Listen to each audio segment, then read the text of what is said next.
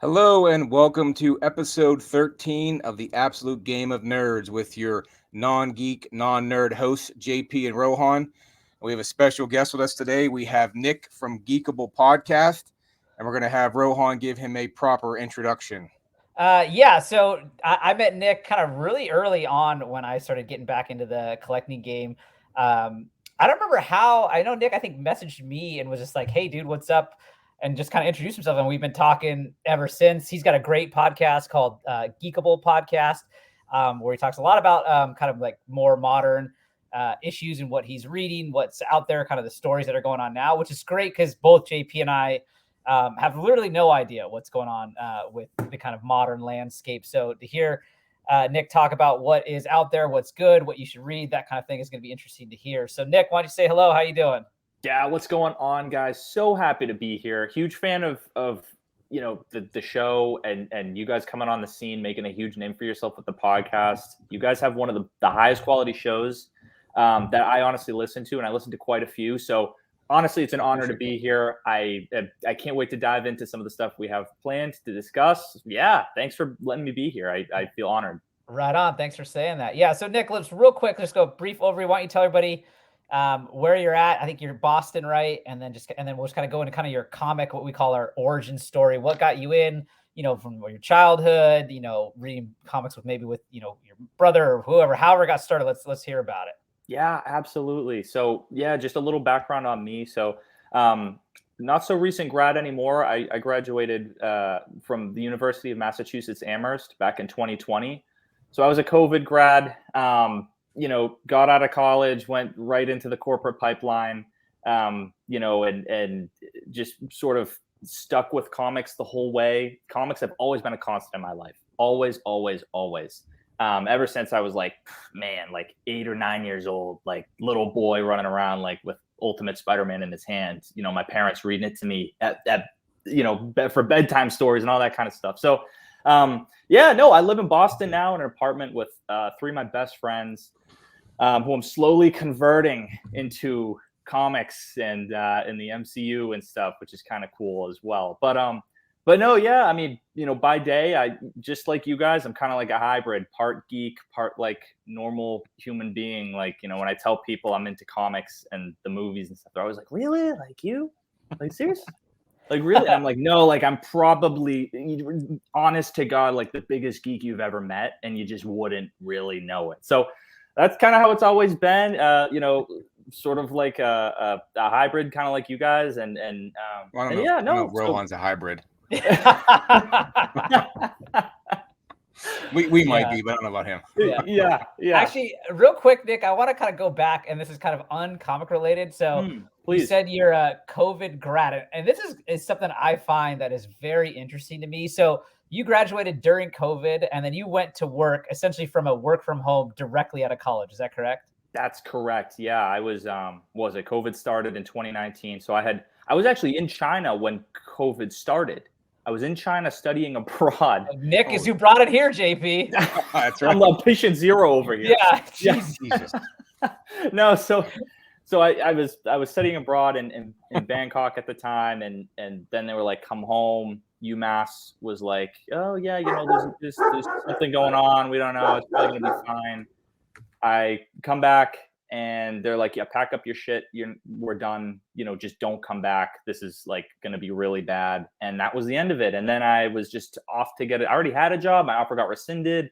Next thing you know, I'm trying to find a job, and I landed somewhere where I was pretty happy, luckily. So it all worked out in the end. But yes, I was a casualty of yeah, COVID-19. I always find this phenomenon just interesting because, I mean, JP and I are now almost, we graduated decades ago now.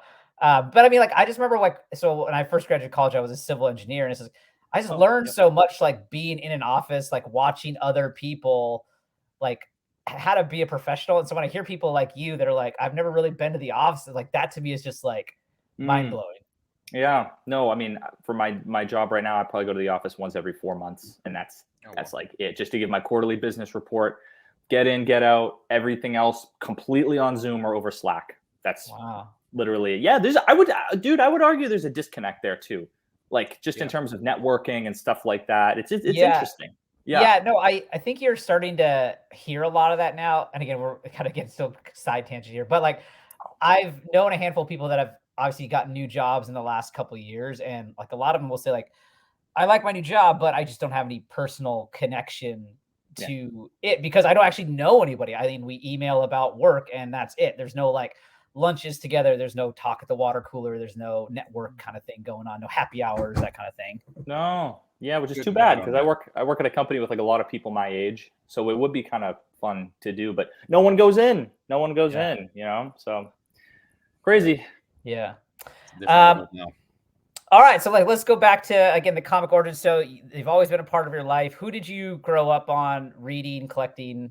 You know, that one thing I want to ask, Nick, you said your please. parents read to you Spider-Man. Oh yeah. And others, right? Were your parents big into comics, or did they just you grabbed them and they read them for you? Yeah. So all right. So man, I love telling my origin story so much because I feel it's always so interesting hearing people's how they got in. I just love my little stories so much. So I got into comics, man. Yeah, I was probably like 8 years old. Because my mom, who was just like a really cool mom, like I could go on for hours about how much my mom is like she's like the best, and my dad is too. And you know, I grew up. Yeah, you're still there. Yeah. No, I know. I grew up, and I'm like my mom was loved Godzilla, like all that cool stuff. She was like showing me everything. The exposure I had as a kid to everything was perfect. It was like there was no way I was not going to be a comic fan. There was just no way, right? I mean, you know, I would take interest in Godzilla, and then that would kind of like open up the door, and I'd be like, oh man, like this is cool. I like monsters.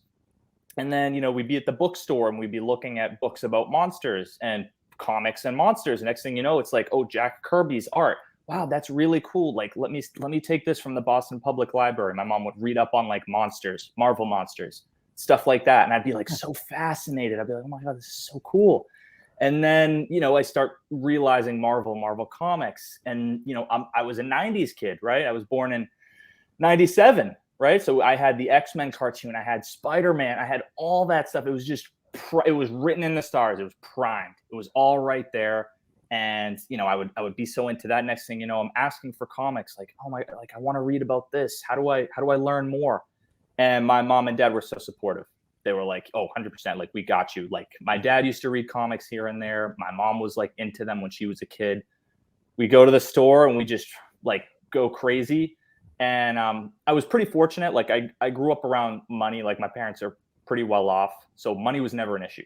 So I would always just ask for comics and Pokemon cards and Yu-Gi-Oh cards and all that kind of stuff. And I would love it so much. And, you know, my parents would read to me all the time. And it just spiraled from there, right? It just kept going. And then, you know, you start becoming more of a fan. And, you know, the movies were there, right? Like Spider-Man, Tobey Maguire's Spider-Man.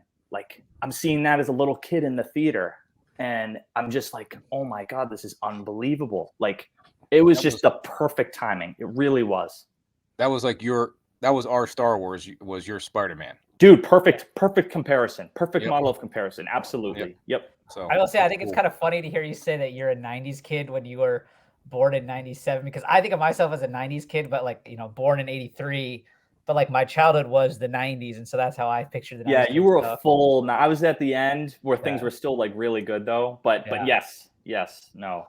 So you would have come in like kind of like post that 90s crash of comic books as it's kind of, I guess, maybe restarting, I guess, almost. Yeah, that's right. So I went into shops though, and I would just I just started.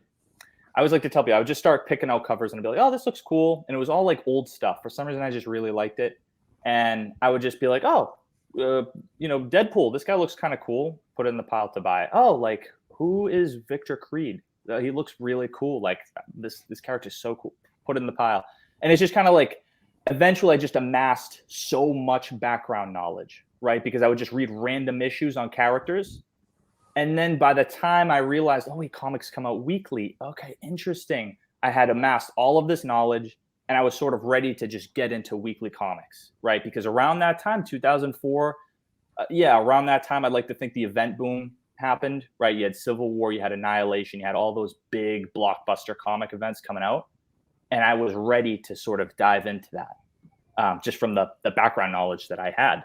So that's sort of how I kind of became a weekly pull guy from there. Did you do anything with the cards? Because we talked about that on our last pod, that the cards were big for us. Did that help you to know the background of some of the characters that you may only saw? Because research in the early 2000s wasn't as easy as it is now to get all the background of the characters. So I remember reading them, and you would have little asterisks to tell you about a previous situation that was going on now.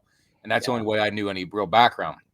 But you had the cards maybe to help get a better idea, or if you just dove into it and just read them all, that you had 100%. No, JP, 100%. Those Marvel cards, oh man, those are the best. I probably have close to like all of them. Like I was so into that. I have to like flex my collection on you one day. Like you'd be like, oh man, that's awesome. Like it was like the cards, 100%, dude, like all day. Like I used to collect them. And I still have some of them like on oh man, I have to show you my collection. Yes. The cards, 100%, dude, 100%. I loved them. Now, did your mom have or dad have any comic issues that they gave you that you still have? My dad had a little box of Superman comics that we found up in the attic one day at my grandparents, and they were just like kind of nothing issues. It was like some Sergeant Rock. There was some Superman. I think there was some Howling Commandos in there. And so I read those, but by that time I was already like full-fledged kind of into it. And I'm like kind of like I hate to say this word, but I'm like kind of a Marvel fanboy. I'm not too into DC. Oh, so are JP and I, yeah. Oh, okay, cool. Yeah. I nothing against DC, but I just Lobo. always Come on now. Yeah, no. JP is Lobo and Booster Gold. Yes. Okay, cool. They're gonna send my kids to college whenever those books take off. So, yes, you will. Yes, hopefully. Fingers crossed for you. Yeah, no. I mean, dude, like anything that there was, like cards, all that shit. I was there. My parents were buying it for me, and I was loving it. I was just, it was hooked. I was hooked, dude. Still have them all, correct? All the stuff you had, basically, still do. I mean, again, still trading do. and upgrading and whatnot, but do you still have the majority of that collection from almost 20 years ago? 100%, yeah. And I also have another counterpart, my younger brother, who's a year younger than me. We were super close. We went to college together. We've been best friends forever. He's just as much into it as I was. So having a brother really added sort of like another dynamic, because I had a built-in best friend, essentially. Right. And he was just as into it as I was. So it almost like drove me further to be a fan, because I would like lean on him for things. He would ask me, and it was just sort of like a hype. We would hype each other up about it. I had someone to get excited with about it. You know what I mean? It wasn't just me. It really helped a lot. My brother's super cool. He's still into it. That helped a lot too. I'm glad I mentioned. My brother just made fun of me, and Oh no. And he was younger too. What's up with that? Oh shit! Really? My brother's tougher. My brother's a military guy. He's tough. He'd beat me in a fight any day. No, I feel you on that. My brother was more into sports, so which drove me, I guess, more in the late '90s, was more into the sports side of it. But he wasn't into the cards or comics, so it's all right. Yep. Yeah, I had the brother thing. Like we got into comics, then we got into sports, and back and forth. So yeah. So Nick, again, who were your favorites growing up when you got into this? Especially when you started with your pull list, like what were you pulling, kind of thing? Oh, okay. So, man, when did I start pulling stuff? Like I seriously started pulling stuff. Probably Civil War I was when I really started pulling stuff, because the Marvel marketing back then, oh man, it was so good. Like, I don't know if you guys remember, like, it was like Secret Invasion, like the ads for it were so captivating. It was just like people, and then there was just like a scroll in the ad.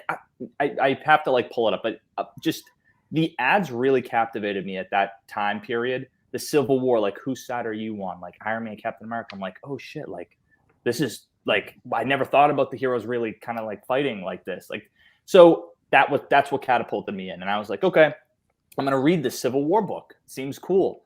And I'm like, all these big things are happening, and I'm like, oh wow, like Peter Parker's revealing himself to the public. Like, well, okay, this is big stuff. Like, this is cool, and it all matters. And so that's when I was like, okay, and I just sort of followed that train going forward. And Yeah, so that's when I really started the weekly Pulse stuff. Which the not to get too much off, but I mean, no, my kids were grown up in about 2005. I was when I had my first kid, nice. And I wasn't into collecting anymore, but I still had all my books, most of them. But my kids started getting the toys, right? So I got a bunch of Iron Man, Superman, stuffed animals and toys. Oh yeah, and dude, the Marvel Legends. Yeah, I mean they were hours Legos. They were into them, and then the movies come out, and by the time Civil War actually hit, I had no idea that was actually a storyline. Like I was in it where I watched the movies, and my kids had the gear, I guess you'll call it. I have a ton of shirts that are 2 T's and whatnot, what your kid sizes that are Marvel and DC. But I was like, what is this storyline? Like I never knew it because I stopped reading about 97, and I haven't read another comic since then. Wow. I just like the collecting of the classic covers, things like that. But I do want to start reading more, but I can't find the time to just dive into it. And dude, it seems like your thing. You just No, man, dude, that's like what you just said hit me hard because everyone would sit down and tell me like, oh yeah, like, soon you'll have a job and you'll have the money, but you won't have the time. And right. And it was like, I had the time back in college and all through high school and middle school and elementary school, but I didn't really have the money. Like my parents, they had money, but like there was still a limit where they'd be like, okay, we're not like chill out. And now it's like, I have the money, but I don't have the time. And it's like, my weekly books are just like stacked. Like, I mean, I'm pulling, dude, I probably spent $50 a week on. Yeah. As you said on your recent, like 40, 50 45, 50. Yeah. It's a lot. Yeah. And is that all just on the, is that the pull budget? Like that's what, like how many comics is that? Like 10? A week probably averages out to like 10 or 11. Yeah. And so comics come out once a month. So that's 40 different runs essentially that you're consuming at a time, right? Yeah. It's gotta be 35. Yeah, man. They're all different runs. Are they all like nothing's bi-weekly anymore? Is it? Spider-Man is, and that's, I want to say that's it. Spider-Man is, and that's it. Yeah, it's expensive, right? It's like, it is expensive. And, I'm still going back and collecting the old stuff, of course, like I love all that shit. But it's sort of just like, what you just said really spoke to me too, because JP, so many times people tell me, oh yeah, I took a break for comics for like 4 years and like, I'm just getting back into it now. I like really want to avoid that at all costs because it's so hard, man. Things move a mile a minute now. I feel like if I stopped for 4 years, I almost would be like, I don't even know how to get back in. Yeah. Like, I mean, just to give you some context here, Nick, like JP and I we're 30 plus years taking a break. So when you talk about like these big events like Secret Invasion and Civil War, like, and you're like, remember those ads? Like, I have no idea, honestly. Like, I know the stuff that I know from the early 90s and the stuff I learned before. And then I have no idea about anything else really, except what I've learned in this last year. So that's why I think it's very interesting to hear you talk about these things. And everyone we've probably interviewed on here is kind of in that same boat. They're right around the same age of us. They took a break like for a long time and are, getting back into it. Now, both JP and I are telling us, like, we both wish that we never took a break because we are big collectors. And like, some of these books that we want right now, if we hadn't stopped collecting, we could have all had for pennies on the dollar for what they cost now. 100%. It's tough. Like, I almost feel bad for you guys. Cause like when the MCU came, it came hard. Like it came hard and things changed forever. Right. Like, and there's also things like CGC now. That's relatively new. Yeah, relatively new. Yeah. It wasn't around when I was collecting, but I think there were 2000, 2002 when it became big. Yeah. People forget that. Like CGC is still, I would say it's like still new to the scene, and there's still a lot of ripple effects coming from things like that. So check this out. So I like to collect. If you remember in the Marvel Series 1's cards, they had this section that was called MVC for most valuable comics. And so it was like AF-15 and, Journey to Mystery 83. And like, these are the ones from back. And they also had a couple more. And so I have 3 of the comics now of the cards, which is ASM 129, First Punisher. And I was looking at these the other day, and just like here it is, like on the back of the card, they list because the series 1 came out in 1990, and they have the Overstreet price guide value of 1990. So ASM 125 near mint, $185. Giant size X-Men 1, 1990 Overstreet price guide near mint, $95. Holy. Hulk 181, 1990 Overstreet price guide value, $75 near mint. Could you imagine? Oh, think about that, dude. When people, like I said, like I was big into like Pokemon cards. I had all the like OG Pokemon cards because that was coming out right when Pokemon was a thing. And fucking dude, I got rid of all of them. And you know, I'm looking, and I used to like have them in like little like slots and stuff, like protectors. Did you have the Japanese ones? I had a few Japanese writing on the back. I had a few of those. Okay. Yeah. To be honest, I don't really even know what that means. Like I was so young at the time, but I still took care of everything I had. Like my parents always raised me like, we're buying you this shit, like take care of it. So my comics were always pristine. Everything had to be like perfect. And dude, I don't even like talking about it because like I see like Jake Paul and Logan Paul like selling, like buying these for like millions of dollars, and people, just regular people, dude. Look at Will Smith. Look at Will Smith buying like Action Comics #1. Did you guys see? It's crazy. So first, I was gonna say when it comes to, I think it's funny. I think it's either grail I just bought or. This one, see? Oh, dude, that's awesome. Just got this in the mail today. It was only $70. That's cool. That's awesome. I was gonna say real quick on the Pokemon cards, it's either Elite or Grails, or maybe it's both. Like every once in a while, they'll post a Pokemon card, and they'll be like $2,400. I'm like, dang. No. They had one for like 10 grand, I think, or 11, and I looked like the one I just sold on eBay, and I went, son of a bitch. Yep. And I looked at the back, and it has Japanese writing on the back, so that was the difference. So I didn't sell the big one, but I found it in my kids' a floorboard. I took it off the paint, and it was down there, and I was like, what's this? It's a Charizard. It's unbelievable. Yeah, but it was messed up. It was bent, so I didn't get more than $100 for it. But I saw Elite had it for sale for $11,000. I was like, fuck. Yeah. And, but it was different one. So also, did you guys see? So Nick, I don't know. Are you a big sports guy, like NFL at all? Yeah, no, 100%. Better not be a Patriots fan. I'm a big Pats fan. Oh yeah. Oh, I'm a Steeler fan, man. You guys ruined the last 20 years of my Super Bowl. So, anyways, this past week they had a story that they posted, and there was a player. He's not a star player anymore, but his name was Blake Martinez. He was recently on the Giants, and they said he retired. And now I think it was more like he just probably ran out of opportunities. But so they're like he retired to sell Pokemon cards, and it was something like he made. I can't remember. It was like he's made $7 or $5 million selling Pokemon cards in the last 2 years or something like that. Holy crap. Yeah. How did he do that? I don't know. I didn't read into this story. Since we're talking about it, that just brought up to my mind. I was like, no, I need to look at that. Yeah. And yeah, man, like it's shit like that, man. Like, on that cup you just drank out of, was that from Star Wars episode 4? It looks like the same cup that Luke used to drink out of. Look at that thing. Looks like the same goddamn cup.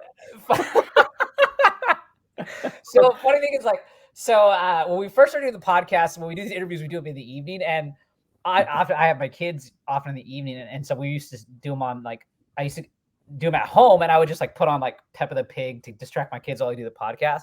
And then I was like, I usually used to take my kids to my parents' house once a week on Tuesdays, and I was like, I should go on Wednesdays, and then I can film the podcast there while they're playing with my parents downstairs, which is what's going on right now. So the last few weeks I've been at my parents' house. This is my parents' house, and my parents are the type of people that they don't throw away anything. It took them moving out of our old house to get rid of our TV with the wood paneling and the knob. It hasn't worked. That TV hasn't worked in 20 years, but my dad will always be like, "Oh, one day we could get it fixed." And it's like, what? So you can still turn the knob? You're not gonna get real.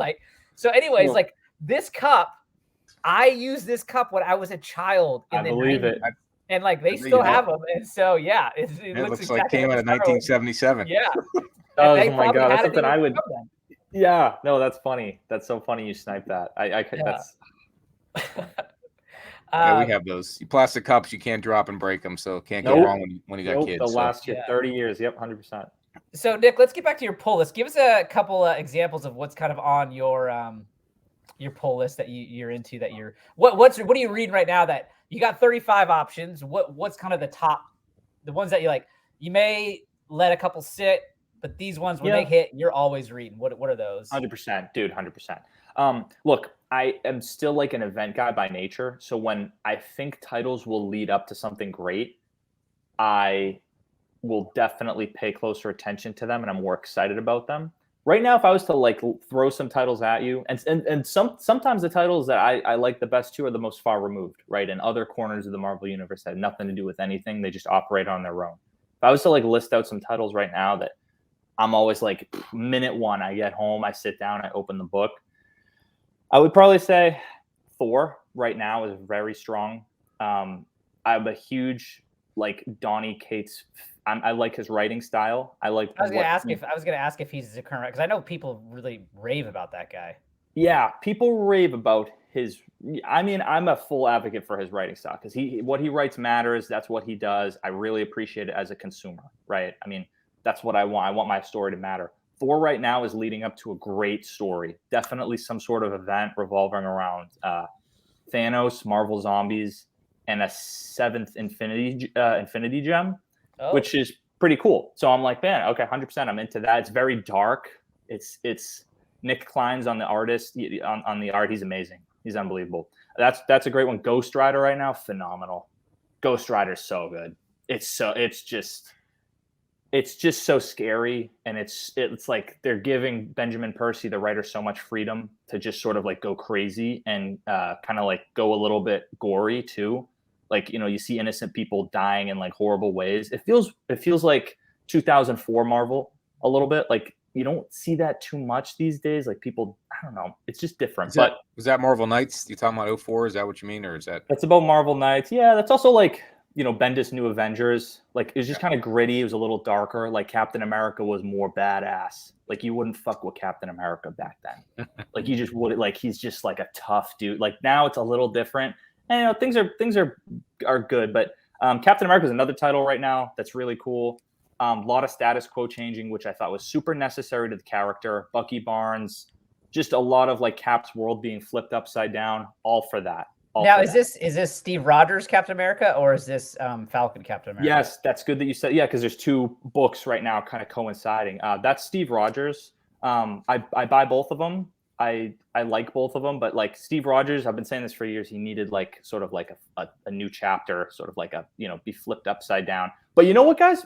Honestly, if I was to like recommend people read one comic coming out right now, and I said before, I'm a Marvel fanboy. Batman is like probably the best new comic coming out right now by Chip Zdarsky. Mm-hmm. So good. Huh. Oh, real quick before we get back. So I was wondering on the Captain America. Are the two Captain Americas coinciding in the same universe, and they're just two Captain Americas now, or are they like kind of in separate universes? And no, same universe. I don't really do Elseworld story that much because I'm spending so much money on the universe that everything is happening in. Like, you know, like that's sort of like my logic on it. Like I'll buy things if people are like, you really need to read this, then I will.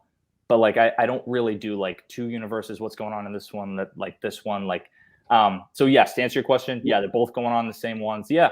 I mean, those are just a few titles that are like really great right now. Like Moon Knight's cool too. Like I said, Batman's phenomenal. Yeah, I mean, what's making Batman, you know, you're one of your top choices. Just Chip Zdarsky, he's killing it on Daredevil too. That's an amazing title. Wait, so he's writing for both concurrently? Correct. Oh, it's interesting. He's on DC and Marvel. Yeah, it is, and he's like on.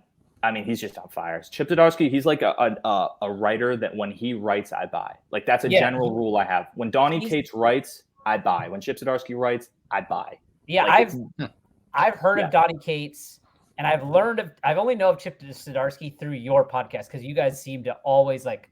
When I hear you guys talk about Chip Zdarsky, it is like he is the best.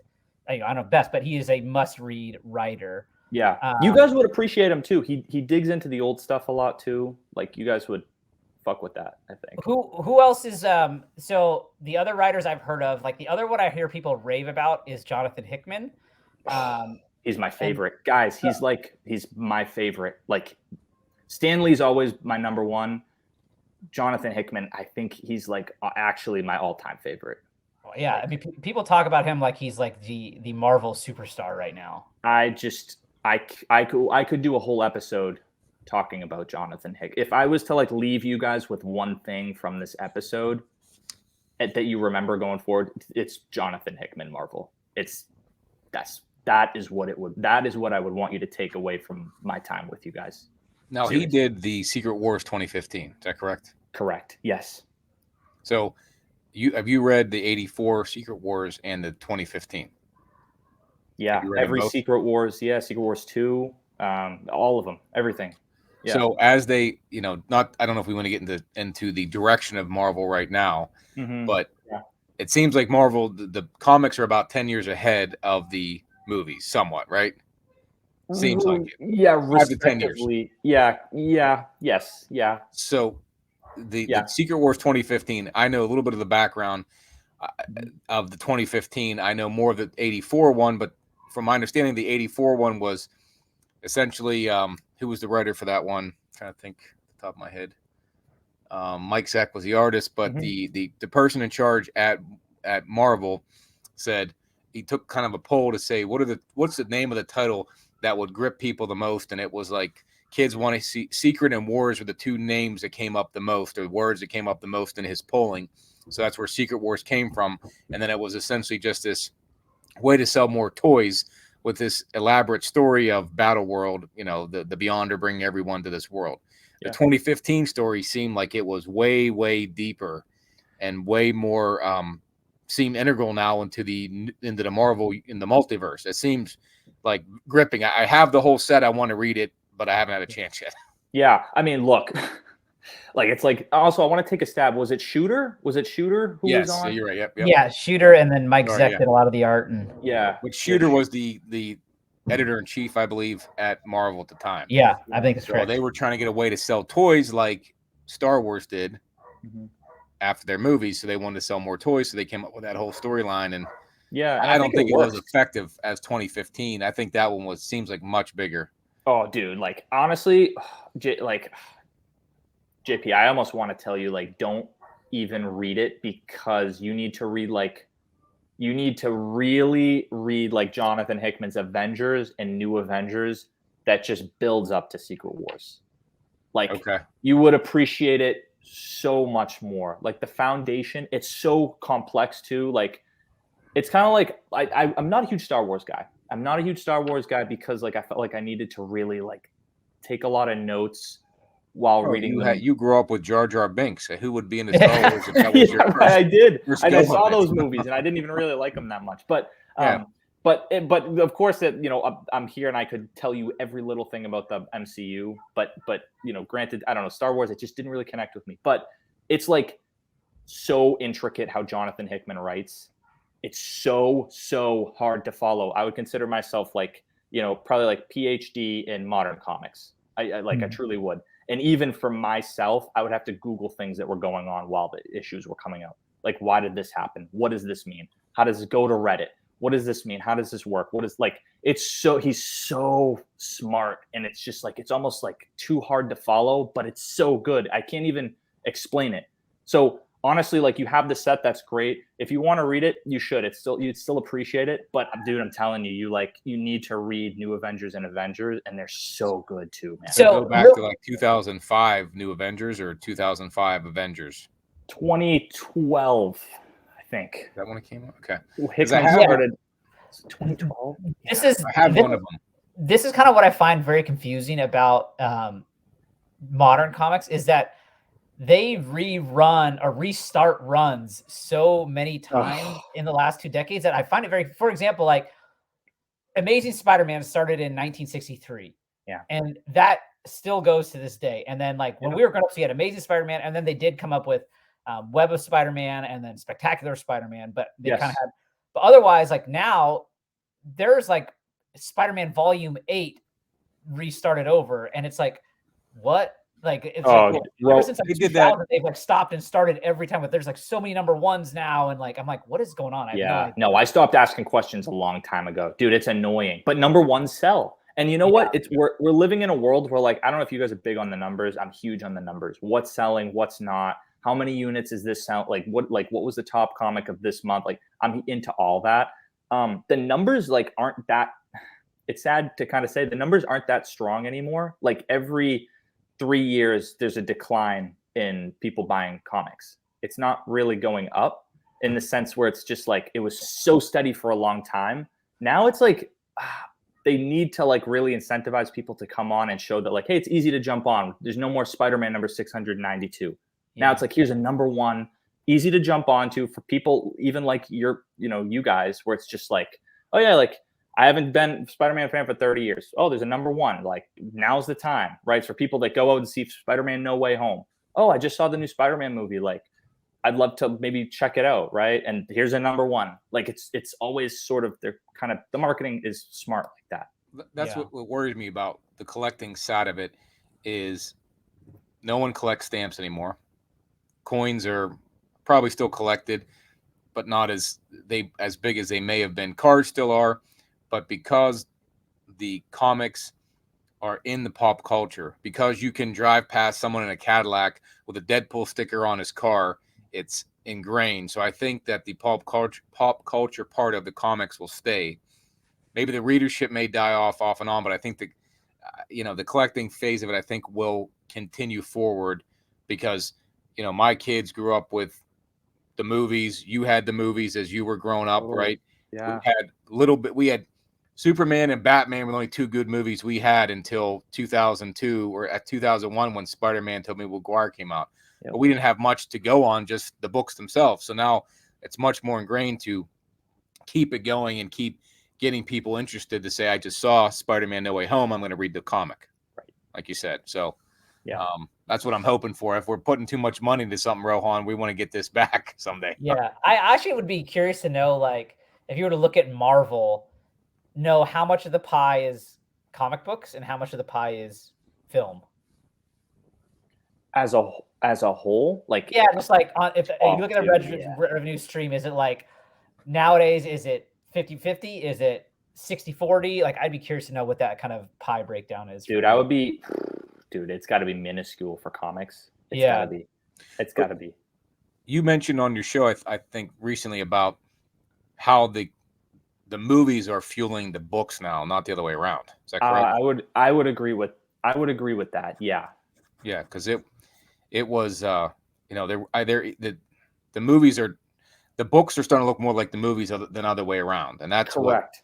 So that's what kind of bugs me a little bit, is that I want to see what I read 20 years ago, and now it's something that they just came out with or 5 years behind. Me too. And Nick Fury changed, right? Mm-hmm. I when I saw Samuel L. Jackson, I'm like, oh, that works, but didn't know who he was until someone said, oh, it's Nick Fury. Oh, that's not the one I remember, but I get it. But when they change stuff and then when I look back and I find old comics back before the movies came out, Samuel L. Jackson looked like Nick Fury, dude, from that run, right? 100%. It's even worse than that. Like I'm not a fan of it either, because like I want what like Jim Starlin wrote. I want that to matter today. Like right. I don't want that to go away. Like all those comics, like Steve Englehart, Silver Surfer, all that good stuff. Like that matters to me. Like don't mess with that. But it's almost to a point. And dude, I have asked so many writers that we've had on the show. Like I've asked so many people that have guests that are currently writing at Marvel right now. And I always ask the guests, it can't be coincidence that, the Black Widow movie came out, like when we had Kelly Thompson on. I was like, it can't be a coincidence that, the Black Widow movie came out and now you're retconning that, Yelena and Natasha are like sisters and XYZ. Like is editorial doing this? Like, are they telling you guys to match with the movies? And every single time I asked White too, who's the head of X right now. And I was like, you guys have to be like, what's going on? Like the synergy's there. I get it. It's great for marketing. Like, is there something going on? Every time they say no. Really? Every time they're like, no, we're not doing that. And I can't believe it. Yeah, that's probably what they're supposed to say. I can't believe it. Dude, I cannot believe it. There is no way. There's no way. It's like, I could list 30 examples off the top of my head right now, how the synergy is there between the comics, the following the movies. Not to go too far off the side here, but whenever you get called in jury duty, right? They don't want people locally, if there was a big crime locally, that they're influenced. So think of it as the writers, they're watching the movies. What do you think's influencing them to write? Yeah. Right? They want to make it match. So maybe they shouldn't be allowed to watch movies until they're done writing at Marvel. Yeah, plus you got to imagine, like, if a movie's popular and you're writing a book related, it's like, well, I want to capitalize off that momentum. I want to be a popular writer, right? So it would seem to make sense that they would like use themes and storylines. Right, dude. It's like Ant-Man just came out. I don't know if you guys saw it. I went and saw it a few days ago. And MODOK was in it, right? Like, no spoiler. It was in the trailers and stuff. Like, MODOK was in it. We already actually, our last episode was the review of Ant-Man. I thought I saw that, but I want to make sure. So MODOK was in it, and it's like he's the villain of the new Captain America arc right now. Like, that's a maybe subtle coincidence, but it's also like, this happens every time. Like, I would call it a coincidence, but this happens every single time where the villain of this movie is now the main character of this in the comic. It's just like, it's every time. It's like there's no, and then they'll change little things, and it's like, it's just like, I don't know. That's just how it is now. It's too much information that they're able to. These writers are being influenced by what's on the screen and what's going on in the overall world. Before I don't know if Shooter or Jim Lee probably had more of a pretty good idea of where they wanted to take things. And then it probably blew up in the 70s, and they had so many titles that they tried to keep it straight. And that boom, there was a boom that happened then too. And then the 80s, I think they consolidated down, and then the boom in the 90s, and then it was just, everything was X this, X that. So now you got another Renaissance time, and they're capitalizing it, but it'll eventually, bleed itself out, I guess. I hope so. I mean, that's another thing. Like, no, I mean, going on the Hickman train too, that's like what I agree with. Like, he's so good at that. Like, he doesn't do that. In fact, like, the movies go on what he has done, so much so. And it's just like, they follow this guy because his stories are that good and his character creation is that amazing that, like, the movies follow him. And then that's when I'm like, okay, I love that. Love to see that on screen. That's amazing. Yep. We want to. What I want to see is those old stories retold. I'm dying to see the Secret Wars, even though it's the 2015. I still think that's so captivating to me as a story. But I want to see Black Suit Spider-Man. Me too. Right. So that's what I want to see done right, and I'm hoping for that. And I just think overall that multiverse thing really sounds big. When I think about like the old stories I want to see, I think of. I'm not super thrilled about we've talked about this. I'm not super thrilled about the Marvels movie. Like, it doesn't necessarily excite me. Me too. But even Captain Marvel, the Captain Marvel movie was fine, but like, I don't think of it as highly as I think of like nothing to write home about. Yeah. So when I think about it, what I want to see is Rogue coming onto the stage and taking Captain Marvel's powers, which is where she got her superpower. Like, because Rogue coming up was just someone that could steal powers. She gained her ability of flight and super strength by absorbing them from Miss Marvel. And so I am looking forward to seeing that on screen. I think you'll get your wish. I think both of you will get your wish. None of those things are like totally super outlandish. And I think cinematically they'd work well. And I think that those are two like characters that people adore. And I think that I couldn't imagine that not happening. I would love to see those happen too. I really would. So you brought it up, so I think it's a kind of good point to transition. Let's talk a little bit about your podcast. So tell us about how it started. You have a co-host, Anas. How did you guys meet? Kind of give us the history there. Yeah, sure. Yeah, no, I'd love to discuss that. So I guess just all in all, like all through high school and college, Anas and I we curated an app it was a lot of people on it. I think there was like 100,000 people, 120,000 people. And it was sort of just like a way for people to help break into the industry and just create a fandom. Wait, so you and Anas went to college together? We did not. He was actually in Cyprus at the time, and I was in college, but we both were sort of like hired to work on this app, configuring it together. And it was totally for free. It was just to help people get into the medium and break in. And, it was to help writers and people find their way. And it was a really great app. And there was a lot of good things that came from it. And we were both just working on it. We were on the same team. So him and I worked together collaboratively every day on the application. And it was great. And he, obviously we were surrounded by people that loved comics, movies, all that stuff. But he was special because there's not many of us out there, but he was someone who picked up the books weekly like I did. So right off the bat, it was like, boom, like him and I would be like, oh, okay, like this kid knows like comics currently coming out. That's rare.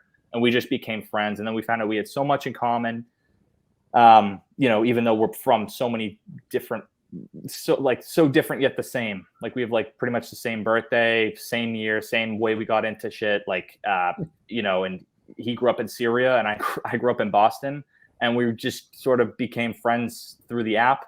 And then, it's social media. So, we just remained in touch throughout. There's no reason not to stay in touch with anyone these days. You have so many means of doing so. So we just stayed in touch. And one day, we'd have these long comic talks, probably like you both did. And we were like, we should just make a podcast. Like, I don't know anything about it, but I feel like people would maybe like to listen. And and so he could edit, and I was just there running the social media. So we started it, and we just started. Yeah, it just was something fun. Unfortunately, I don't really talk to Anas that much anymore. Ever since, so he lives in Moscow. So ever since the unfortunate events happening, now, which started almost a year ago, a little over a year ago now, where, you all know, like, Russia invaded Ukraine. So he got very cut off from the world, and there was a lot of things that sort of happened to him, like really unfortunate things through that whole thing. And so he kind of had to leave the show. But, he will be back one day. He's doing his best to get out of Russia. It's just impossible, but he's trying to do what he can. And unfortunately, I don't really talk to him that much anymore. But he's still like creating comics. He's trying to break into the industry. He's making some strides doing so. So I'm supporting him however I can, but and he's still like one of my best friends. But that's sort of how it all started.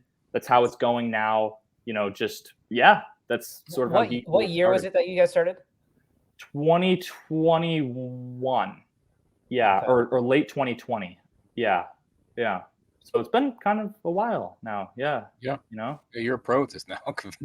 After 2 years. Yeah, time flies.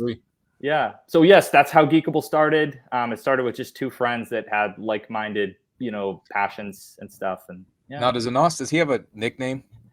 No, that's his like Warlion. Who's Warlion? Oh, Warlion is. Oh my God, yeah, that's another Anas I know. He's from Egypt. Yes. Okay, because I was like, yeah, all right, because I just heard him on your show, and I'm like, oh, wait a minute, maybe he made a guest appearance. Yes. He got out, or he was able to get on. Oh, that's too funny. Okay. Yeah, I usually call him Anas 2.0 just to avoid confusion like that. So that's actually funny you bring that up. But yes, there is another Anas by coincidence. Yeah, that's funny. But Warlion, right? It's Warlion. Yeah, I'm friends with him too because he reads the comics too old and new. So again, there's not like the encyclopedia on that stuff or something you said. Oh my God, he's like, it's just like it's unbelievable. Like there's sometimes I don't even know what he's saying. He's just so like fucking smart with it. I'm like, dude, how do you know all this? Like he's like he's the smart, like besides Dave from Omniverse Comic Guide. I'm sure you guys know who that is. Mm-hmm.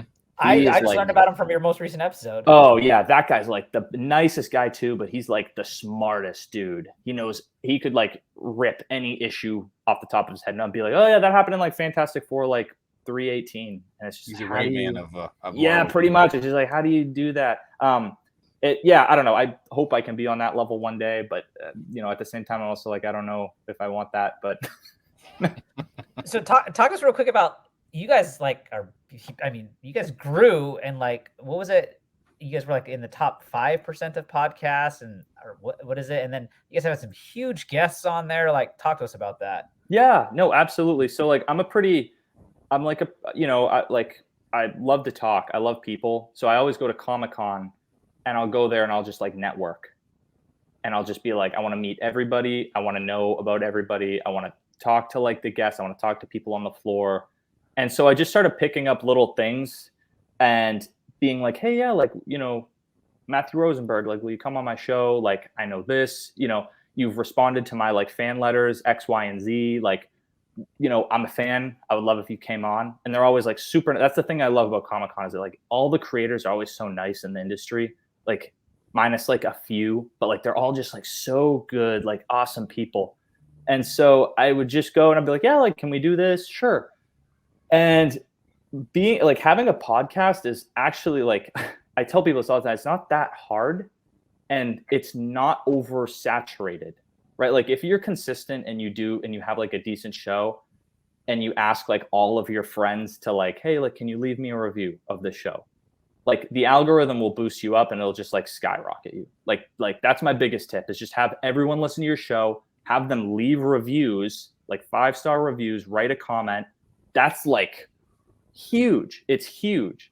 Like that, it's just like, it's monumental because then Apple will say, oh, this podcast is doing pretty well. People are liking it. Put them on the front.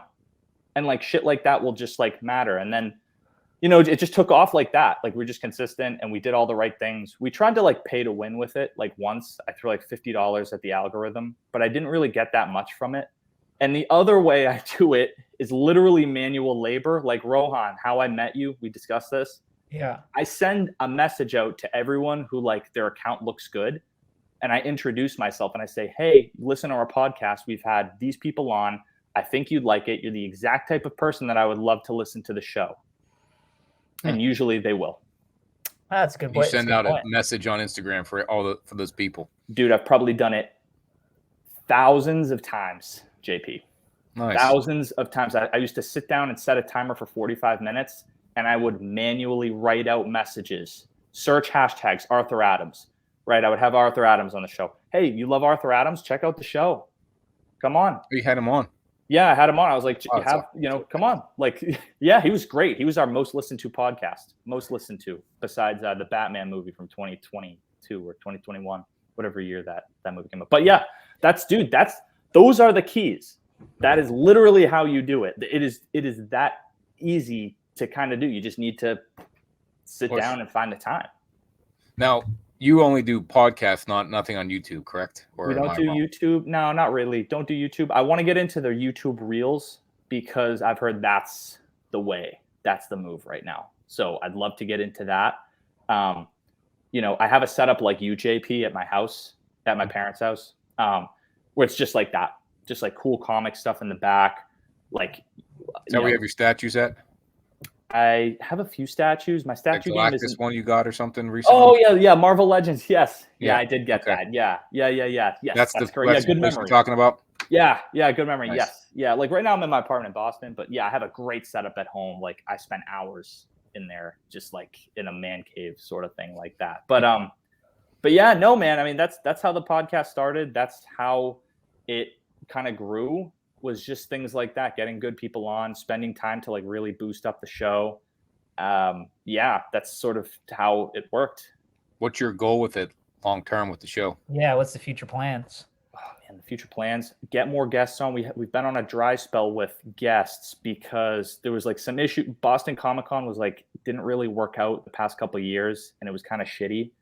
And that's usually where I'm like, hey, I'll print out flyers like, hey, this is my show. You know, Jerome Opeña, this is my show. Come on. I'd love to have you on. You know, you're like, you're a star. Come on the show. We've had X, Y, and Z on. Like here, you know, just throw some credibility at them and be like, I'm a fan. Like, you know, like I said, you know, Al Ewing, you've answered my fan letters before. Like, remember this issue of Ultimates? Like, let me, you know, come on my show. Let's talk about it. Like, I'm a fan. You know, always they'll be like, sure. Let's do it. You have writers, you have artists on, do you have collectors, or it's mostly the people in the industry itself making the industry, like yes, the writers and the artists? Yeah, like we had Jordan D. White on, who's like the head of X-Men right now. Everything, he's the head of X. Like we had him on. Yeah, we have like, we try to find interesting people to switch it up with, and then we'll get like passionate people like you guys on the show too, where it's just like, let's fan out, let's talk. Let's, you know, so I'd say the future, honestly, dude, more of the same. like what we're doing has been working. We slowed down with Anas being gone because I didn't know how to do shit, you guys. I didn't know how to edit. I didn't know how to do anything. So the algorithm screwed us because we couldn't. I was like, I don't know how to do any of this. I can't talk to Anas. He was like completely shut out. It was like an iron curtain for the most part. Wow. Yeah, I would rarely hear from him. So I was like, fuck, I don't know how to do any of this. There were times where I was like, I don't even think I could keep doing this without him. And then I just buckled down. I was like, all right, I'm just going to learn. And it was shitty, but I found out how to edit the episodes somewhat. I'm still not a master of it. So the show kind of took a dive. But I'm just glad I kept it alive, to be honest. No, I'll say a couple things on that. Like, I mean, when I first told you when we were going to do our first episode, that was the number one thing you said is like, make sure you're on every week or whatever your consistency schedule is. Just stay on it because that's going to pump you. JP, maybe we need to probably do a little bit more work on the like you said, the manual labor side of reaching out to people, telling our friends to give it reviews, that kind of thing. I don't want to tell my friends I do this. It is funny. I tell my friends here. So Nick, it's like, and JP's probably the same way, where none of my friends in my regular life, because like I had like a 30-year plus break from comics, and so I just started it back on my own, and I only got friends in the comic book world because of like social media, right? No one I know that I see in 3 dimensions collects comics, right? And so when I tell them, they're like, "Well, you have a comic book contest?" I was like, "Really?" I'm like, "Yeah." Like we just started, and I know exactly the type of conversation you're talking. I know exactly the type. Like I was like you guys too. Like I was an athlete. Like I was a D1 athlete in college. Like everyone would always say, like, "How do you like? What do you like? You like comics? Like what?" And it's just sort of, I know the exact type of thing you're talking about. Yeah, and then like I was gonna say just real quick, but you're right. Like, and maybe I should even be even more forward with bigger names, because like the community is so welcoming that like I mean that's how we do these interviews, and it's just by us just like messaging people being like, "Hey, we like your show on YouTube. Like, would you want to come on our show for an interview?" And it's like everyone's like, "Yeah, I'd love to." And it's like, so we just need to keep doing that. Like, you're right. Like, people are so welcoming and so down and so helpful that they are all totally in. If Well, this is such a passion for many people that they want to talk about it. Right. Like we all, I like what I do work wise, it, pays the bills, but if I could make a living selling comics or being in this industry, an influencer, right? Yes, an influencer. Yeah, that's what my generation's doing. Yeah. Yeah, that would be fun. Oh, we have a new guest here. We have a special guest. It's Supergirl, right? Yeah, but yes, this is Supergirl. Who's my daughter Luca. Oh. Yeah, that's awesome, man. I mean, and JP and I, like, we both talk about, like, it's just been, the world is crazy, especially when you're adult, you have jobs, you have kids, you have all these things going on. Like, and this has been such a fun thing for us to look forward to each week. So I feel you.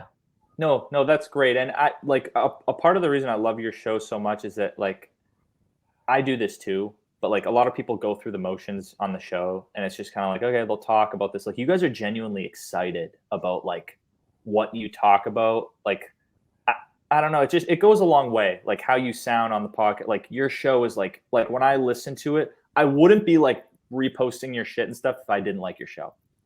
I tell people that all the time. Yeah, I wouldn't do it. And like, I always like when you guys come out with new stuff, like I'm genuinely excited. I love checking it out. Like, that's why I was so happy to come on. I was like 100%. Like, let's do it. I love talking about it. I know you guys too. Like, let's 100%. And you're right. Everyone is great in the community, and it's awesome. It really is a great little world we have. Also, let's spend a few minutes real quick, at least on. I know you're a big MCU guy. You guys talk about it a lot on the show. JP and I are kind of in the same boat.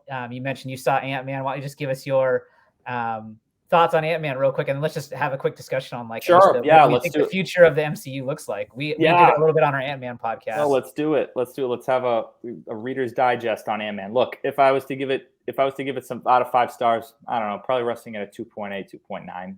Okay. For Ant-Man. Oh. Yeah. Ant-Man movies are typically my least favorite franchise. I love Paul Rudd. I think he's the most genuine, like, funny, nice guy ever. I'm so glad he's Ant-Man, because anyone else I just wouldn't really even give a shit about. Oh yeah, for sure. If it was someone else, like, it'd be hard to think about It just would, right? Yeah. So I liked it. Do I recommend people watch it? Yes. Will it matter going forward? Yes.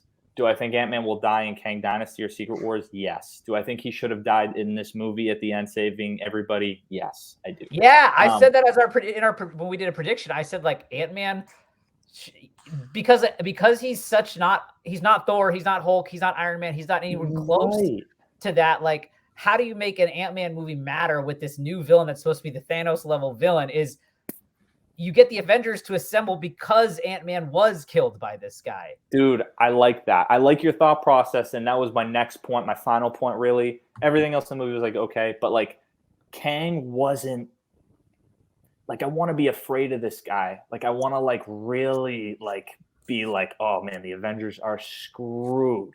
Like, that's what I want to think. Like, there's no way they get out of this.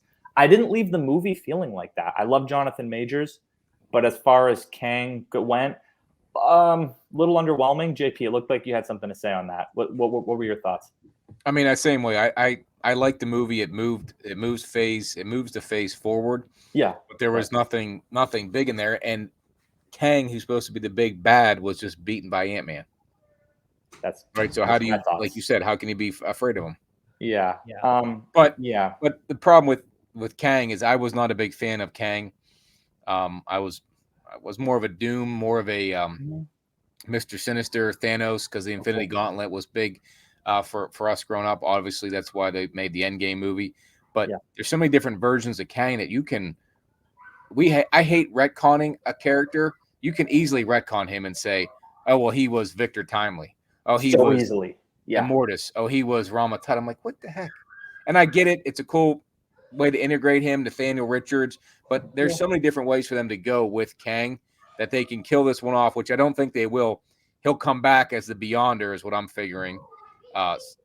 He's beyond the quantum realm, we'll say, and that'll maybe be where that they bring in that 2015, 1984 story to do the Beyonders or whatnot.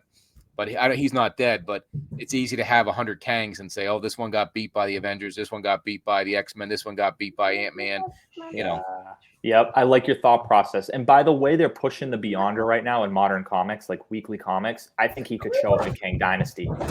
I was talking about that to Warlion the other day. I was like, I think he's going to show up. They're pushing this character hard right now. Yeah, I that's what I think. I think the Beyonder will be a variant of Kang in the MCU. Is my thought on that. I'm thinking which I don't like. I want him to be his own thing. I want Beyonder to nowhere, cosmically come out of nowhere. I'd like to have that. The Guardians have the cosmic point of it, bringing cosmic into it. But our thing is that okay, so you got these multiverses going. I'm thinking that the Beyonder will come from the quantum realm. That was my initial thought. It'd be nice if it came cosmically. Yes, but there will be a tie-in. We talked about that. Fantastic Four will be retconned to be 1960s. Yep, going back to where that bunker was that Tony Stark's dad and Hank Pym were working during Endgame. Remember, they went back to get the particles. I do. I bet that the Fantastic Four were somewhere in there where some test pilots got shot into space and lost and never heard of again. So that's why they weren't talked about until they somehow come back into this year, or whatever year 20. This is what I love. Yep, I'm following your thoughts. I love all that. Been unknown pilots and then come back with these powers and say, oh, that's Reed Richards. Oh, we knew him. Like he wasn't a big name that they would have brought him up. So I think that's where they're going to sort of take that stuff. So that's I agree. One of the things I was thinking about, though, I think that they've all talked about there's going to be time travel and the movie's going to take place in the 60s. I think I also heard that they're going to go back in time to the 60s and essentially to start. So after we had our discussion on this the last time, JP, I was kind of thinking, I'm wondering if they because again, I thought, as I mentioned in the previous episode, I think Annihilus would be like maybe a character from the quantum. Like I think they're going to combine the quantum realm and the negative zone. Like I feel like I've heard that. Yeah. Right. And so like before there was Kang, maybe there was this Annihilus character, and let's just say Hank Pym is messing around in the quantum realm in the 60s, and Annihilus comes out, and they don't have anyone in the 60s at the time to fight Annihilus. And so he goes forward into the future, finds the Fantastic Four, brings them back to the 60s to fight Annihilus. That all goes down. And then perhaps when it's time for Secret Wars, because of this whole thing, the Fantastic Four get pulled into the whole Secret Wars. And okay. And Okay, then that Secret was my Wars question. And so at the end of Secret Wars, everything's supposed to be reset onto one kind of timeline. And that therefore has Fantastic Four now with whatever is currently going on in the X-Men. movies. Yeah. Well, then, they just have to have it. It can't be forgotten about. They can't retcon like all of a sudden Janet Pym, was banging Kang and she was banging the freaking what's his name? Bill Murray. Bill Murray. Bill Murray. The whole Kang bang in a multiverse there. What the hell's up with that? Yeah, no, I mean, I'm just saying. She didn't say a word about it, and she's like, you know how they have porn movies and it's like Shaving Ryan's Privates and things like that.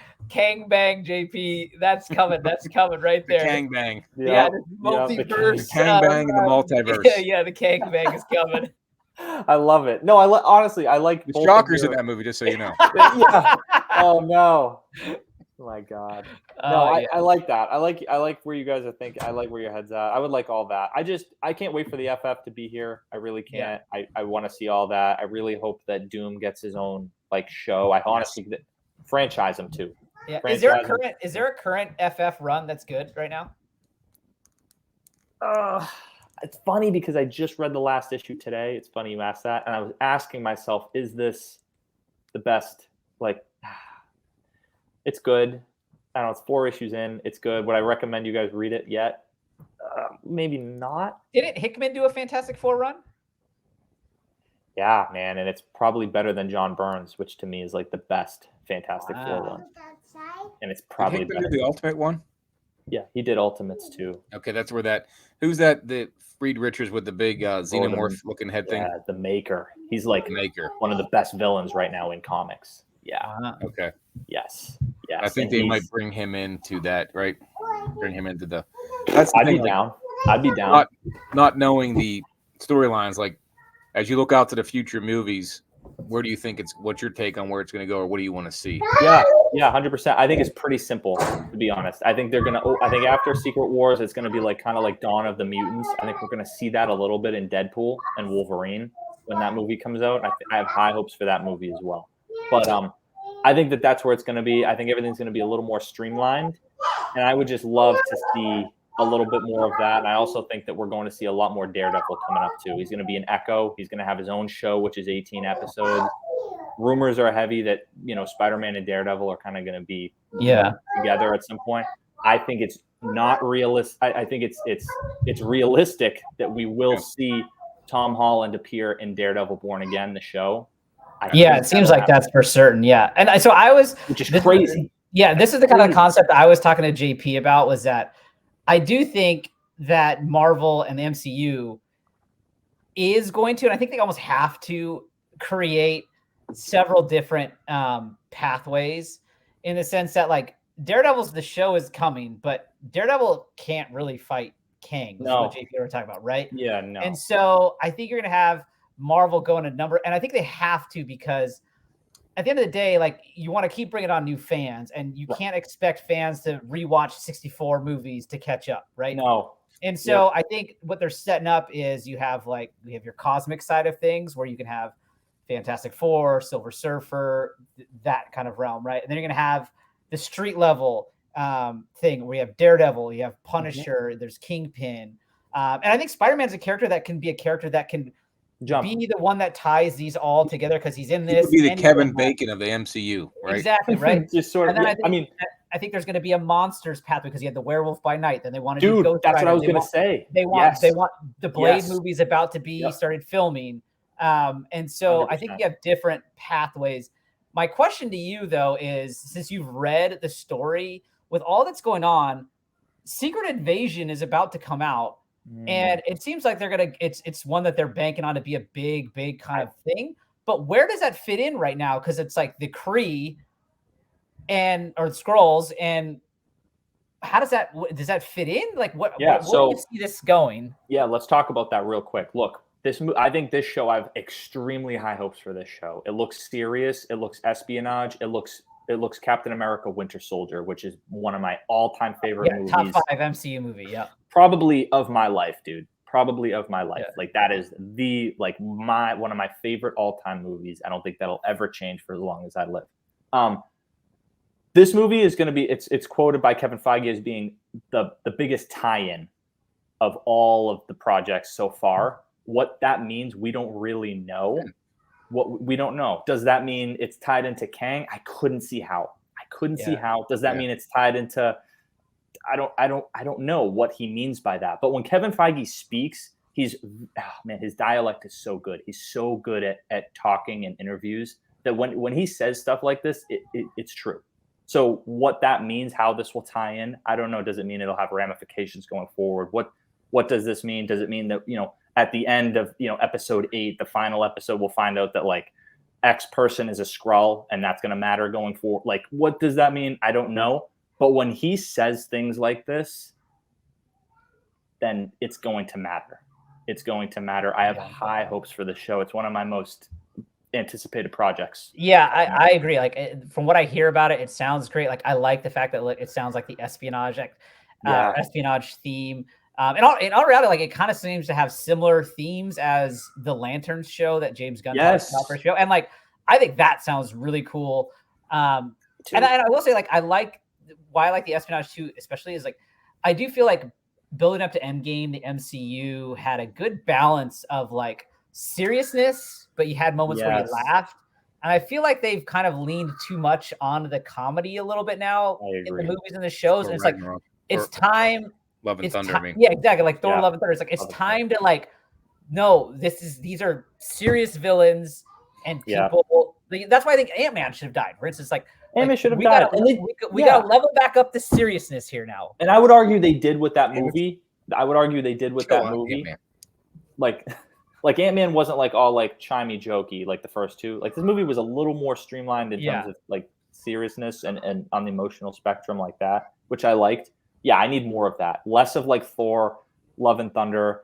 Like I think Guardians is really going to be more like that. I think that's going to be like an emotional movie. I think it's going to hit all that. I think it's going to end on a high note. I think it's going to be a great movie. And hopefully, in May when Secret Invasion is rumored to come out, I think that's going to be the same thing. I think it's going to be great like that. And I think it's going to have us wanting more.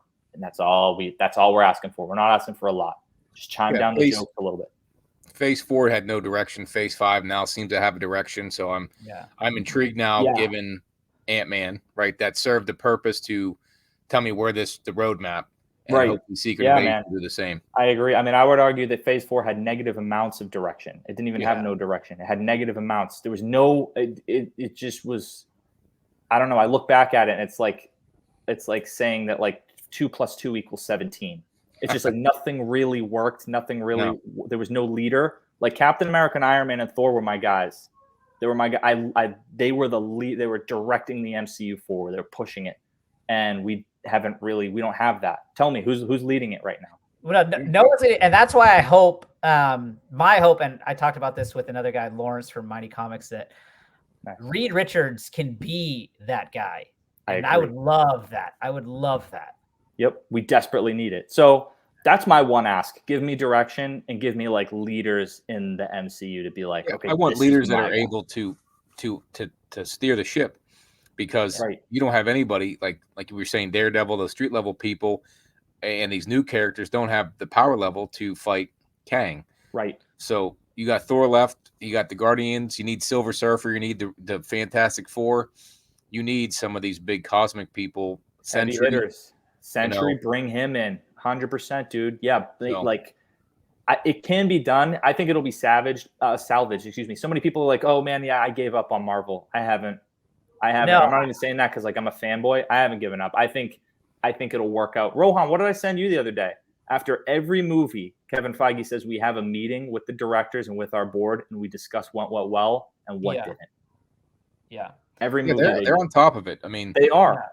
Like, I also think took some liberties because they made some money and they had some great success. So they took some chances that didn't stick. Now they're getting back to it. And also, DC had a couple. Go ahead.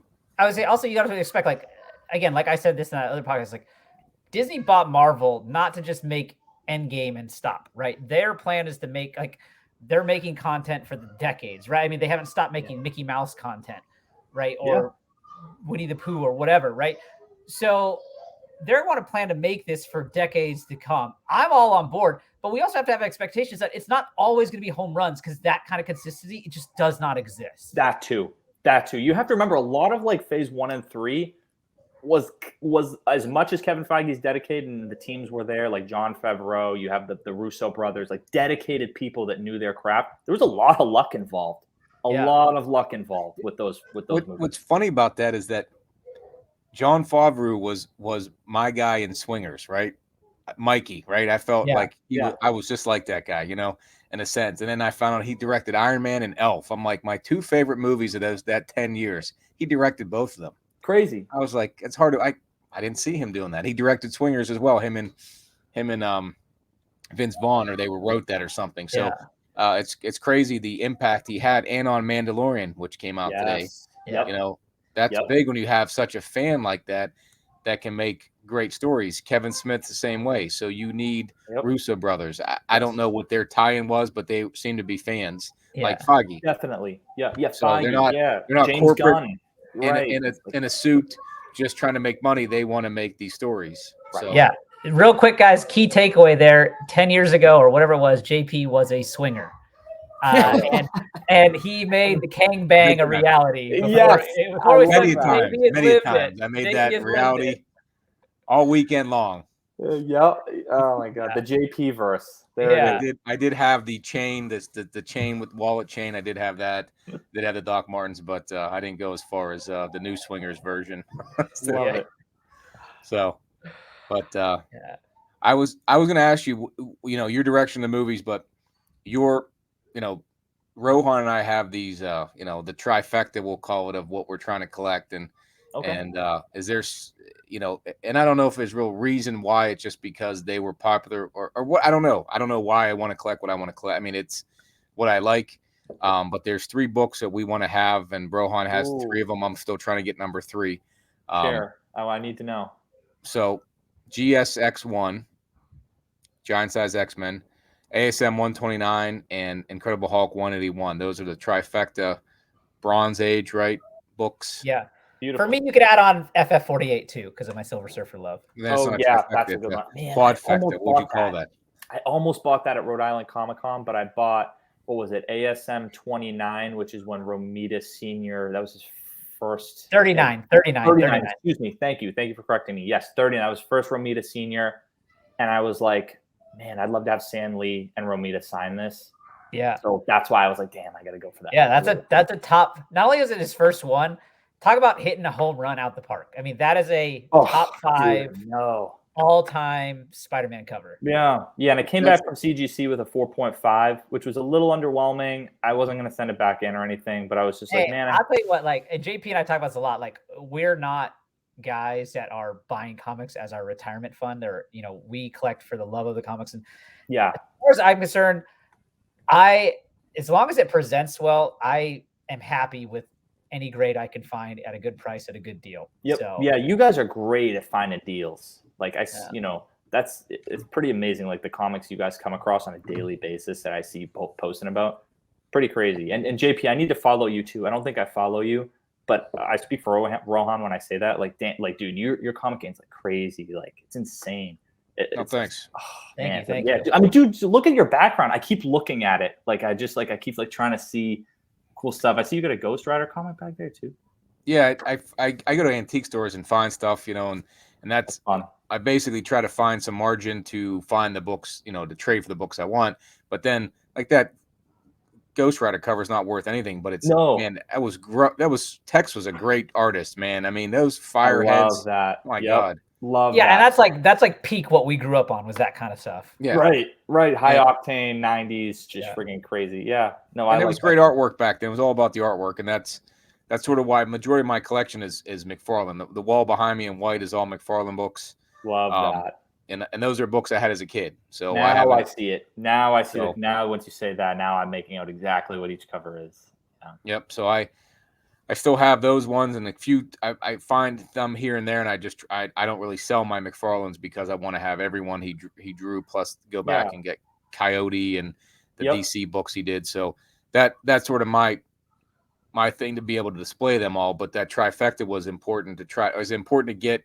But there's other important books that we can argue about. But what were the books that you yourself might want to display, like at your man cave? What do you have up that you're most proud of? Honestly, yeah. So I do have some like big books. The last big key I got, it's bad I can't remember the name of the Captain or the Miss Marvel issue, but it was first Mystique, because that 18, I think. Damn, yeah. Is that 18?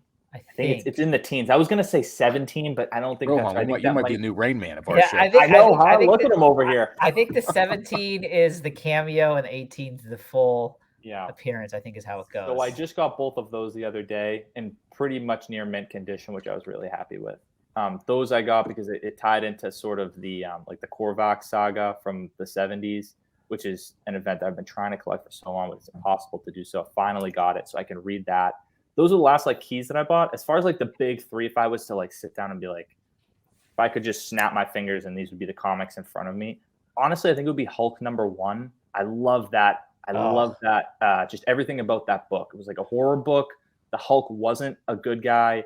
He's come a long way since then. His characters, his character development's been amazing. But just everything that book stood for at the time, loved it. Are you aware? Are you aware that Hulk 1 is the most rare Silver Age Grail there is? I am not. That is so interesting. Yeah. So I mean, the only reason AF-15 is more valuable is because of how much pop. Like Spider-Man is, next to Batman and Superman, the biggest superhero. But if you were to take AF-15 out, Hulk 1 is the one to get because it is the most rare. I had no idea. That's a cool fact. I had no idea. Yeah. So, but that would be one if I was to just snap my fingers. The other one would probably be Giant Size X-Men #1, just because that is the book for so many reasons. Oh yeah, so many reasons. Yes. That is like the comic. Especially, we're sitting here talking about the MCU going forward. You can't sit here and tell me that none of those characters are like not going to be in the MCU. They 100% will be. 100% will be. That book was about diversity. That is everything that the MCU is right now. They're gonna play that for every penny that it's worth, right? I mean, you have Colossus, Storm, just a litany of amazing characters that all stand for different things. And that book just was like the movement forward. That would be definitely one of them. The other one too, like I'm a big Punisher guy. I love Punisher, but like truly, if I was to like sit here and say like if I was to have just like one book in front of like just to hold in my hands and just to like own it, honestly, it'd probably be FF #1. If I was to collect one series from start to finish, one series, it wouldn't be Avengers, it wouldn't be Spider-Man, it would be Fantastic Four, right? Yeah, the stories are out of this world. Not only that, like the teams on the books, amazing teams. There was no bad team. Like not only that, like when you go through, like again, like you could definitely have a debate. Like, what is the greatest comic book run? It would be ASM or X-Men. Well, I think the two that you would, if you really got down to it, it would be ASM and FF. And not only does FF have the stories, but like they debuted so many major characters, right? Silver Surfer, Black Panther, Galactus, the Inhumans, right? All of these guys. I mean, Doctor Doom. I can't even believe we forgot that. Submariner's first appearance in the Silver Age was Fantastic Four, right? The first Marvel team up of villains was #6 is Submariner and Doctor Doom, right? There are just so many. Like you don't have the Marvel Silver Age without Fantastic Four. No, you don't. You don't. And that's why they need to matter in the MCU. That's why they need to matter going forward. And that's why I would stand by that any day. If I was to if someone was like, hey, if you can have one run, what would it be? I can give it to you. Yeah. I don't think the FF was as popular in the 90s as. No, it definitely wasn't. It wasn't. And I don't know why. Bad. Like, they suffered real bad. Like it was not the comic to buy. It was weird. Like Sue Storm had like her boobs showing with like the 4. It was weird. It was a weird. There was though, and I watched it. I did watch it and I did enjoy it. There was a Fantastic Four cartoon and I loved it. Yeah, I've seen a few episodes of that. Like Ghost Rider staring down Galactus. Like it was a weird show, but like I mean, I like the movie that came out with Jessica Alba and Oh, Chris JP, Evans. no, that I was like those terrible.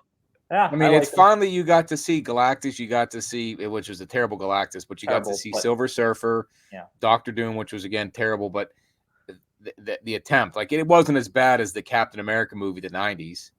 Have you guys ever seen that one? Yeah. That was Well, god I haven't awful. seen it all the way through. And those two were definitely better than the rebooted one by Josh Trank or whatever with like Miles Teller and Michael B. Jordan. That movie right. is Who are so big names bad. now, but they're big names huge, now. Huge names now, but like I rewatched that movie recently, just like I can't remember this movie that well. And I watched it, I was like, it is so embarrassingly bad. Not to mention like it's embarrassing. To mention like Doctor Doom is the Joker of Marvel, right? He is the biggest, baddest villain Marvel has created, right? But we didn't have him. What's that, JB? We didn't have him in the '90s. Like, I mean, Thanos was the guy, so yeah, because you got the to try to Infinity pull Gauntlet for somebody sure. out. You know what Yeah. I mean? Right. Like, But like in that movie, he's like relegated to that negative zone or wherever they go to, and like he dies there. It's just like, how could you take a character like Doctor Doom and just like crumple him up and throw him away? Like, just that easily. And that's it's just it. so bad. Those movies were just unwatchable. Honestly, a documentary could be made about the behind the scenes of that movie too. Like, there was like so much like stuff going on behind the scenes of that movie, like really bad. I remember coming out and just following it and be like, I don't even know if this is true, but it's just entertaining as fuck. What's going on? Like, just like director like walking out, like Miles Teller, just like no one wanted. It was just horrible. And JP, I want to say too, like going back to Silver Surfer. I liked those movies because at the time I was little and like I was starving. The MCU wasn't a thing yet. It's like just put Fantastic Four and Silver Surfer in front of me to any capacity and I'll probably like it. Yeah. Honestly, I had no problem with how the Silver Surfer was portrayed in that movie. I thought he was totally fine. And if we had something equivalent to that in the MCU, I'd be happy with it. Like Silver Surfer withstood the test of time in that movie. I thought it was like the best part of that movie, and it was definitely the best part, no doubt. Yeah, just everything about it. I think the team was okay. I mean, the Galactus is probably the worst part of it, but their Doctor Doom was okay. I mean, he was passable. Wasn't great. I agree. Yeah, passable, watchable, and passable. That's like what I needed back then. Like now, my standards are up to here, right? Oh, I know. After Endgame, like, I will say, Infinity War. I mentioned this on one of our earlier ones. So the Silver Surfer one was Fantastic Four 2. Yes. I haven't rewatched that one, but I remember I just put on just because I was bored one day, Fantastic Four 1. So the first one there. Yeah, I remember. If you watch it today, it looks so cheap. Yeah. Like so bad. Like you're like, JP and I could have made this together. Like without. But go back and watch Superman the movie. I mean, I hear you, and I just after we again I watched those Superman movies, and they're great, but like it's just different. It's like because Superman, while the effects are bad, they at least seem like current with what was going on. Then like Fantastic Four, it was like they were I don't know if they were trying to be like, oh, we got to do this thing up. It's gonna be super snazzy, and just watch it like. You'll look at it and you're like, is this a real movie? Like, this looks like a Saturday Night Live skit. Yeah, even the writing was just nothing hit. Nothing. Yeah. The practical effects were good for what they were back then, but nothing was a hit. And it didn't move the comics either. And now it does. And that's what the spec game is about. We don't have to get into that. But that's what happened. And those movies didn't really move the books. Even though my kids were into the movies, I was into them. I didn't go pick up comics again until now. Right until a year ago. I don't know what caused. I mean, I have an idea what caused it, but it wasn't the movies because I loved Endgame was probably the best movie I ever saw. Me too, man. Me too. I thought Matrix was the best movie until I saw Endgame. Yeah. So that movie was by far the best movie, and it didn't make me go buy comics again. Right. But I don't know what got me into it, but again, I still was connected to it. So those movies helped to keep people connected. Yep. But we need something better coming forward, I think, to I agree. And I think I'm not even just being optimistic. I do think we will get that. I do. Yeah. Like I said, I think we'll get back up there, and like there'll be like again. This is going to be a decades-long thing. Like it'll be I mean, it's funny you said that, Rohan, because just the other day, Kevin Feige said we want to do this for 80 years, like 80 years worth of stories and character like that. He literally just said that like 4 days ago. Yeah. So actually, that's kind of have you guys seen this Winnie the Pooh Blood and Honey? I've heard of it. Do you guys understand what's going on now? So the reason why this movie is able to be made is because copyright patents last 95 years. Right. Winnie the Pooh's 95-year mark just hit January 1st. And so that now anybody can make a Winnie the Pooh movie, right? Similarly, what is it? Peter Pan. Its 95-year run is now done, and there's going to be a Peter Pan horror movie. Interesting. There's a third one coming out. I can't remember which one it is, but it's also having a horror movie. Mickey Mouse 95 years runs out next year. And in the next 5 years, JP's like, the copyrights on That's Batman terrible. and Superman are gonna be done. So Superman porn. In these next few years, there's probably gonna be some weird stuff with all these classic characters, right? And I don't know where the 95-year number came from when they did that copyright law, but whatever. But all of those great things that have been created from so long ago that we've grown up with are now all about to be free for the public. That's a scary thought. It is, because think about how long it's taking Marvel to bring the X-Men in and have their own standalone Hulk movie because of the rights that they sold off. Yeah. But you're telling me at 95 years, some studio can make a porn with Superman or make a blood and guts movie with Winnie the Pooh. There's got to be something to that, though. There's got to be I don't know. Just might as well sell your comics now before that happens. Yeah, I could just see Disney putting a team of lawyers and just saying, just run them dry of their money and just hope that this works. Yeah, I think they have to do it because it'll mess up, their standings. That's not good. That is not I don't like that thought. I wish you didn't put that in my head, Rohan. I don't like that. I don't want to see Mickey Mouse stabbing people and ripping tongues out. I'm okay with that. Yeah. We got to end on a positive note. What do we got here to end on a positive note? We do. We do. How about this, Nick? What's the next episode of Geekable coming out? What's it on? Next episode of Geekable coming out. Oh my God, what is that about? Oh, that's Ant-Man review. Yeah, we didn't do that yet. Yes, because this was the first time in my literal existence where I didn't see on an opening weekend. I was just so busy traveling for work, and then I spent another few days traveling a little more for pleasure, and then I came back, and then the movie was there, and I was just like, oh my God, I cannot believe I didn't see this. So I went and saw it with my mom, and it was 8 days later, but I was like, you know what? I'm just gonna see it, and somehow like I said, Rohan, I need to go bet on red in Vegas because I didn't see a single spoiler. Yeah, and. Honestly, though, it was weird, though, because I was like, okay, I haven't seen a spoiler, so nothing must have happened in this movie. Yeah. Yeah, you didn't check your Instagram feed or anything? Honestly, dude, I gave up. After day 3, I was like, I'm just all right, I'm just going to go back on Geekable and just look at the DMs and look at people saying oh, did you notice this? Did you see this? And I was just like, okay, let's just do it. And I didn't really have that. So I was like, nothing must have happened, but I don't know. So, hey, I don't know. But if I was to make one prediction right here, I think Scott Lang will die in Kang Dynasty. I do. Yeah. I do. I think that. I think they saved it, and we'll see. Yeah, but I think the Kang Dynasty is going to be a lot of these new Avenger characters first, and they're going to fail, and that's going to then involve bringing on back.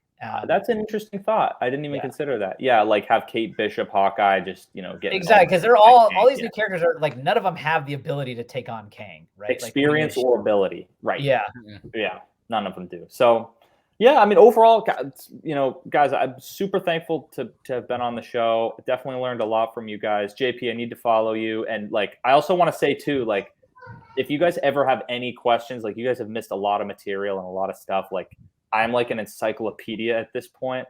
Leverage me for any questions or anything you guys need. And I definitely anticipate reaching out to you guys as my go-to people for collecting stuff.